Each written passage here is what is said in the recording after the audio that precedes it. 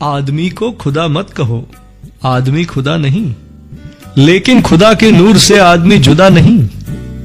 आदमी को खुदा मत कहो, आदमी खुदा नहीं, लेकिन खुदा के नूर से आदमी जुदा नहीं। દુનિયાભરના બધા જ ધર્મોમાં એક ભાવ વ્યક્ત થાય છે કે ઈશ્વરનો અંશ છીએ, આપણા છે।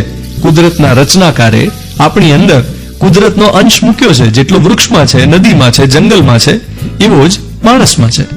તો નાનપણથી મને એક પ્રશ્ન થયા કરે કે જો આપણામાં ભગવાન છે, એ આપણી અંદર વસે છે ઈશ્વર, તો આપણે કોઈનું ખરાબ કેમ કરીએ છીએ? બીજાને નુકસાન કેમ પહોંચાડીએ છીએ? નદી તો કદી કોઈને નુકસાન પહોંચાડવાની ગણતરી કરતી નથી। વૃક્ષ કદી બીજાનો જીવ લેવા તત્પર હોતું નથી। ફૂલ કદી આપણને છીંક આવે એ કારણસર મહેકતું નથી, એ તો બસ મહેકે છે મહેકવા ખાતર। પણ આપણું એવું નથી। માણસ તો જીવે છે સતત બીજાનું લઈ લેવા માટે। પછી એ ગાયનું દૂધ હોય, હાથીના દાંત હોય, બકરીનું ચામડું હોય, કેરીના આંબા હોય, કંઈ પણ હોય। આપણી આર્ગ્યુમેન્ટ એવી કે ભાઈ દુનિયામાં જો ટકવા માટે તો કરવું જ પડે, એમ તો પ્રાણીઓ શિકાર કરે જ છે ને। હા, એ શિકાર કરે છે, પણ ભૂખ પૂરતો। ભૂખથી વધુ કદી નથી ખાતા। જરૂર જેટલું મેળવવું એ કુદરતનો નિયમ છે, પણ આપણે અકરાત્યા છીએ।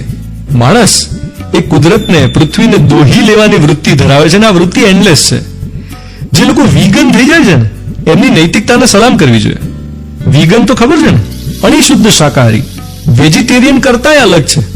પ્રાણીઓમાંથી બનતું કશું જ ઉપયોગમાં નહીં લેવાનું। ના દૂધ, ના મિલ્ક પ્રોડક્ટ્સ, ના મધ, ના બેલ્ટ, ના લેધર જેકેટ્સ, ના લેધરના સોફા। દૂધના વિકલ્પ તરીકે એ લોકો સોયા મિલ્ક લેતા હોય છે। એટલે આમ જનરલી આવા લોકોની મજાક ઉડાવતા હોય કે આ તો ચીબાવલા છે યાર, બહુ મગજમારી ખાવા પીવામાં, લપ્પન છપ્પન ખોટી। પણ હું એમને સલામ કરું છું, એમની નૈતિકતાને, એમની મોરલ કરેજને, નૈતિક હિંમતને સલામ કરું છું। સહેલું નથી આમ સામા પ્રવાહે તરવું। જર્મનીમાં બર્લિનમાં જાઓ, ઓસ્ટ્રેલિયામાં મેલબર્નમાં જાઓ, 10 વર્ષ પહેલા કોઈને વીગન શબ્દ ખબર નહોતો, અને હવે ઠેર ઠેર વીગન રેસ્ટોરન્ટ જોવા મળે છે। હવે ઠેર ઠેર વીગન રેસ્ટોરન્ટ જોવા મળે છે। ના પાડવા માટે નૈતિક તાકાત જોઈએ। Salute to all those people who can say no.